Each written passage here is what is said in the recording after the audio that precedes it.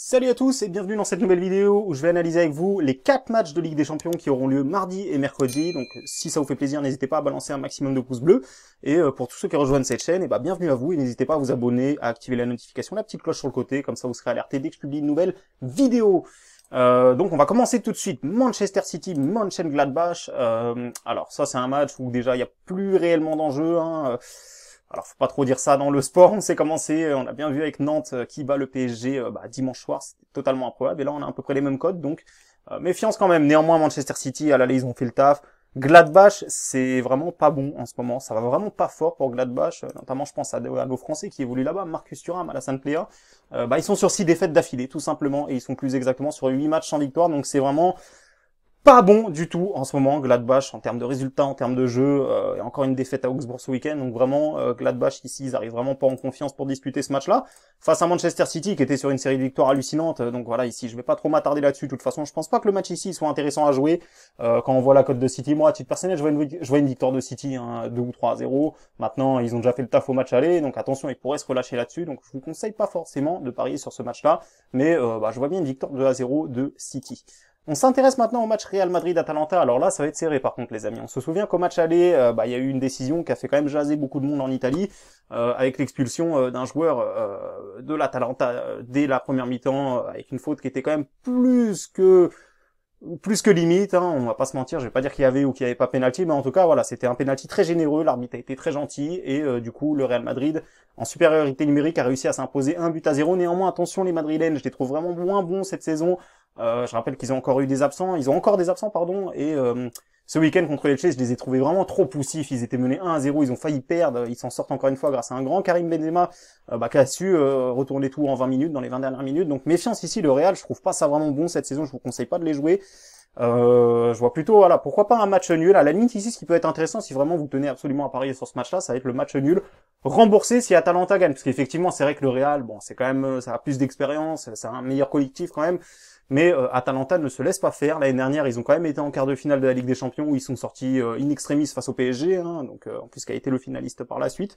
Donc méfiance ici. À mon avis, les Italiens n'ont pas dit leur dernier mot. Ici, voilà, je vois plutôt un match nul à couvrir avec l'Atalanta évidemment, parce que le Real ils vont pas forcément se casser le cul pour aller chercher un résultat alors qu'ils ont juste besoin de la qualif. On l'a bien vu justement avec le PSG contre le Barça où au match retour ils ont été un petit peu passifs parce que forcément quand on démarre avec un avantage on ne peut pas démarrer le match de la même façon que si on devait courir après le score.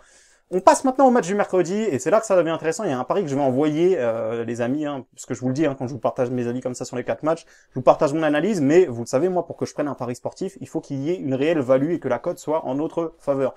Et il y a juste un seul match là-dessus que je vais prendre. Je vous mettrai en public sur le Telegram, donc encore une fois, n'hésitez pas à venir sur le Telegram. Bayern Munich, Lazio, 4-1 au match aller. Pourtant, la Lazio qui avait eu une belle occasion à 1-0 ou à 0-0. En tout cas, ils ont perdu 4-1 le match aller. On voit bien la différence qu'il y a entre ces deux équipes, le Bayern qui est champion d'Europe, la Lazio de l'autre côté qui prend quand même pas mal de buts. On voit que le dernier match ils ont pris 2 buts contre Crotone à domicile.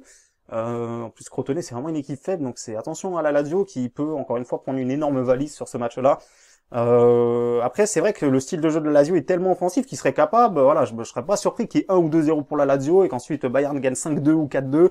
C'est d'ailleurs le genre de scénario qu'on voit souvent cette saison, ça c'est arrivé souvent que le Bayern soit mené au score de 1 ou 2 buts et qu'il renverse totalement le match, donc pourquoi pas là-dessus.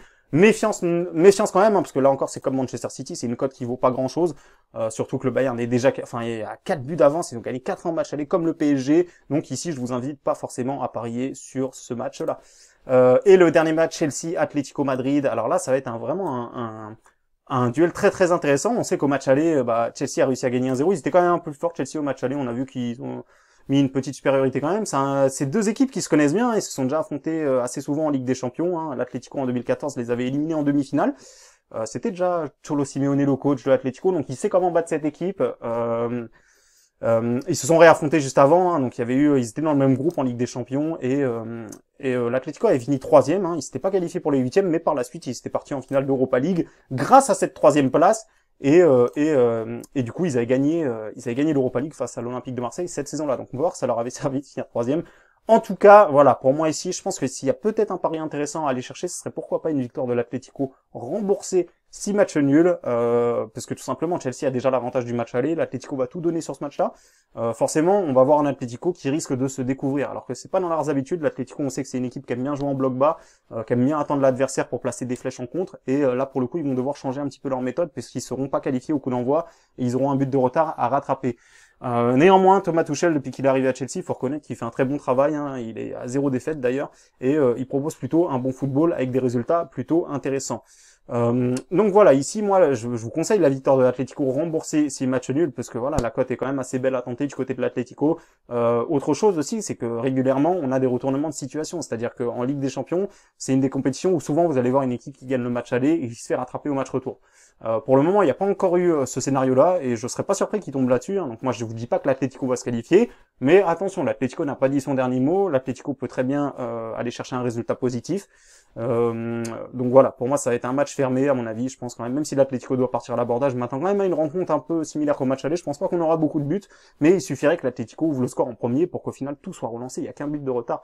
Donc voilà les amis, vous avez compris, pour moi, je récapitule, hein. Donc pour moi, selon ce que je vois pour ces huitièmes de finale retour de Ligue des Champions, victoire de Manchester City ici, pourquoi pas un 2-0 pour City. Real Madrid-Atalanta, je vois bien soit un partout, soit 0-0, donc encore une fois, sécurisé avec Atalanta, la limite ici, parce que vu la cote, voilà, encore une fois, le Real n'a vraiment pas besoin de gagner sur ce match-là, ils veulent juste passer. Et enfin, pour Bayern Munich-Lazio, ici encore une fois, c'est un match qui peut partir dans tous les sens. Je vais dire un beau 3-2 pour le Bayern, parce que ça peut être un match à but ici encore. Et Chelsea-Atlético, je vais vous dire 1-0 pour l'Atlético, tout simplement. Donc voilà les amis, encore une fois, c'est pas des pronostics sur lesquels j'investis de l'argent, hein, je le précise, c'est pour ça que dans les vidéos, je vous dis souvent, ça je pense pas que ce soit intéressant à parier, c'est juste pour vous donner mon avis. Pour ma part, le coup qui est intéressant à parier ici, ça serait éventuellement l'Atlético, qui a une très belle cote et qui a encore une belle carte à jouer. Donc voilà, je vous dis à très vite pour de nouvelles vidéos, ou sur le canal Telegram si vous souhaitez avoir encore plus de pronostics que je partage directement là-bas. Donc voilà les amis, merci à tous d'avoir suivi cette vidéo.